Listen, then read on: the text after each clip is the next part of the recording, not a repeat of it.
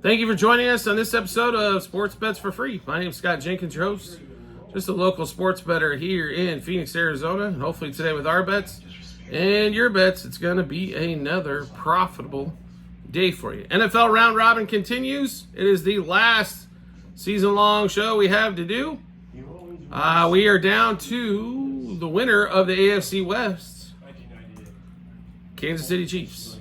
Not just because I'm a fan, folks, as have been for a long time, but are we really thinking any of the other teams could compete? I don't think we can, right? I don't think we can. I've sat there and tried to make up scenarios where Mahomes even goes down and everything else like that, and I just cannot figure out a way to get home on that one. This is the Chiefs. Not only should they win this division, they should win it probably by 3 games or more. I'll be really honest. I don't see it. The Chargers at 8.5 wins, I think are going to come in second place, and I figure the max they could probably end up is at 8. I don't see the Raiders getting to 8, and the Broncos, no way in heck are they getting to 8, especially if they plan on marching out that, first Hall of Fame loser and Bo Nix. I don't see any of that happening whatsoever. I don't know when the NFL changed, first of all. This is off kind of a side note here. Drake May started for 2 years in college. That used to be more than anybody ever seen, but we went through the COVID and everybody got all these extra years of eligibility. Now all of a sudden you need to see him start for 4 seasons? Huh? Since when?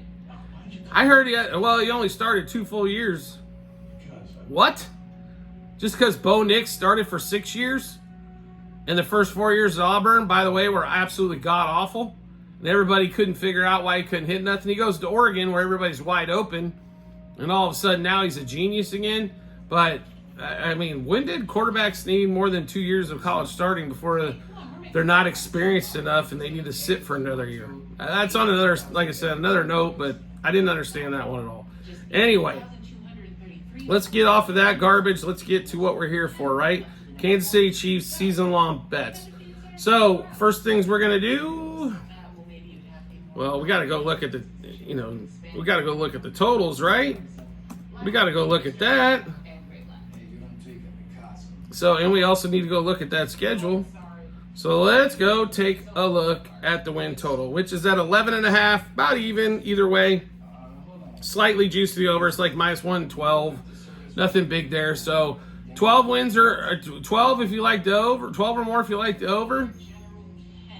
Under 11.5. Let's go through the schedule, see what you guys think here. We'll start off with the Ravens at home, week 1. We'll give them a win. Bengals at home, Burrow healthy, questionable. They go to the Falcons. They should be able to tear them apart. So we'll give them 2 wins and a questionable. They go to the Chargers.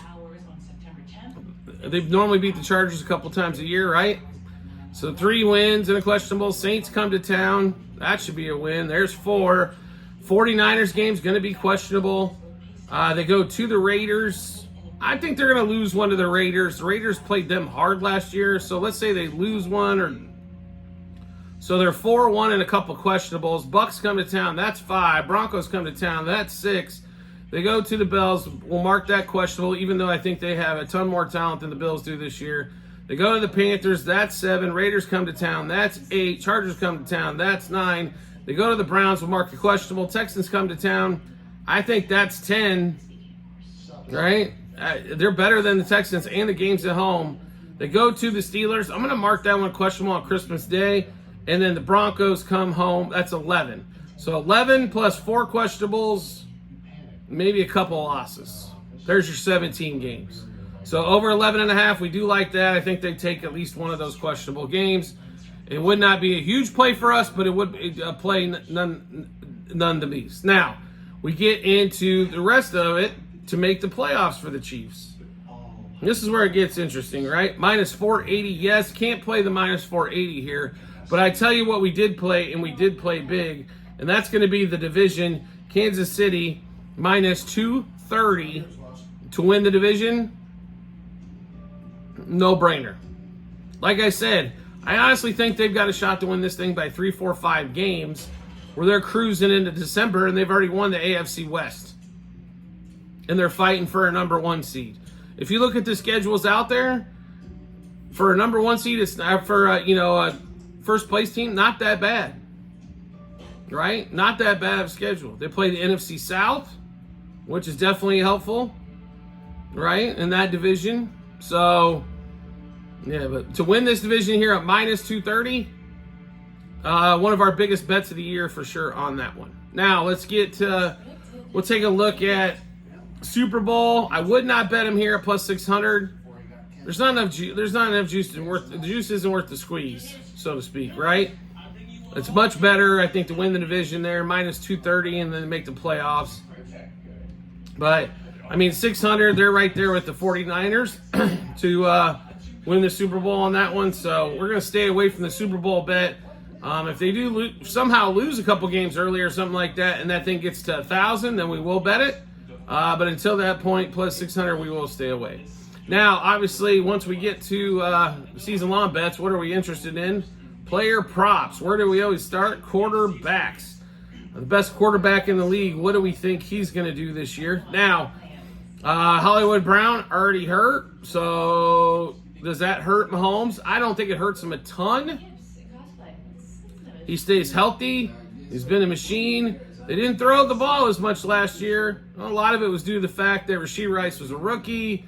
MVS couldn't catch a cold. Travis Kelce was hurt. That was a lot of it last year, right? So we'll look at it this year. Patrick Mahomes, 4,350 passing yards. We will play the over there on that one. There's not a huge play. I don't know if he's going to go for 5,000 yards. Capabilities are there with Xavier Worthy out of there. Rashee Rice another year in the system. They have options, right? But I not something I want to play huge in that one yet either, right? So next one up, passing touchdowns. Mahomes at 34.5. This number should be a little bit more obtainable, I think, 34.5, especially we figure he's going to play 16 games. He's going to have to go for more than 2 a game at that point. Kelce, obviously, is a big target there. Rashee Rice was a target as well. The question is can he make one of the running backs, like when McKinnon was catching touchdowns and everything like that as well. 34.5, it is juiced to the under there. Slight overplay, but not a very big play, but we do like that one there. Now, we get to the receiving yards next. This is where we do like some action here in this one. And we have made some bets already.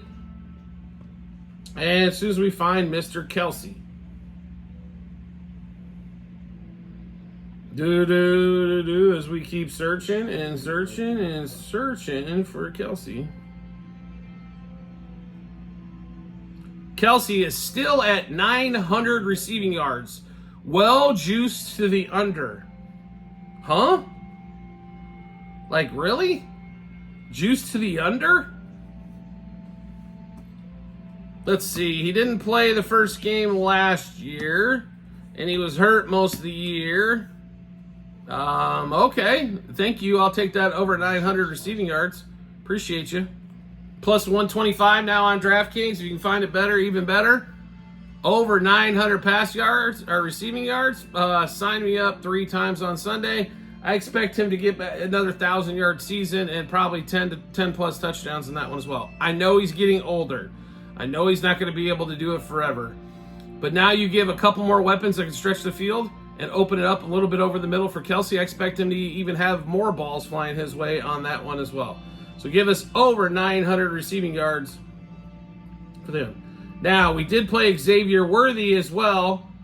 This one, we are going to play the under 800 is when we got it. Now it's down to 750 at some sites.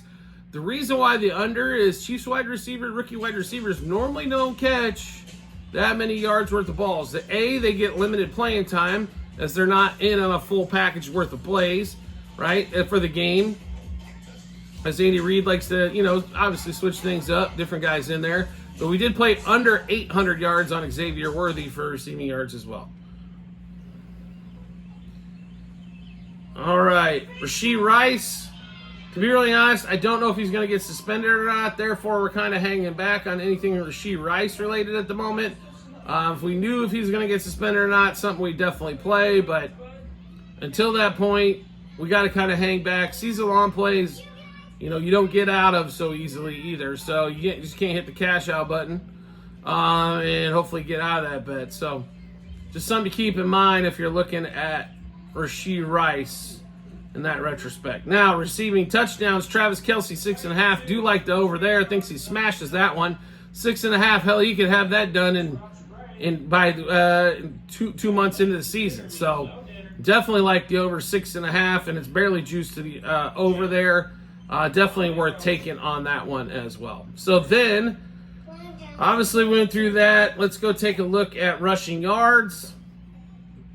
We do expect Isaiah Pacheco to have a good year. Question is health. It's at 900 rushing yards. We do like the over for Pacheco and rushing yards there. And rushing touchdowns, Pacheco at 6.5. This is another one we like the over there. There's still going to be still CEH around. Not a lot of other competition unless he gets hurt, which he has missed a couple games almost every season. So do not be kind of want to base this off of 14 or 15, but definitely numbers that are attainable for him at that time. Then we flip over to the sacks. There's always players, right? We get all these players to kind of choose from. George Karlaftis at 9.25. I actually do like the over on that one slightly, because I think he's due for double-digit sacks this season. Kind of his time to take over. 10.75 sacks for Chris Jones. This one here, I'd love to play the over. I honestly think, though, 10's kind of where his number falls. He barely got to 10 last season. Now, he did miss a couple games, but you got to expect Chris Jones to probably miss a couple games. Now, it is different because they don't count the postseason. And if you told me postseason-wise, I would set the Chris Jones sacks at 2.5. I would play the over all day long, twice on Sunday, because he is a different beast when it gets to the playoffs. But under 10.75 sacks, how we play that. So let's go through all those Chiefs bets again. Win total 11.5. Slight unit on the over. Playoffs, we're not going to mess with it. Minus 500 is too much. One of our biggest bets of the year preseason is Chiefs to win the division at minus 230. I know it's juicy at 230, but you don't get guarantees many times in life. That one you can pretty much go ahead and start spending the money once you make the bet. Then we get to Patrick Mahomes, 4,350 pass yards, slightly to the over. 34.5 touchdowns, slightly to the over. Travis Kelce receiving yards, 900 over. We love that bet there.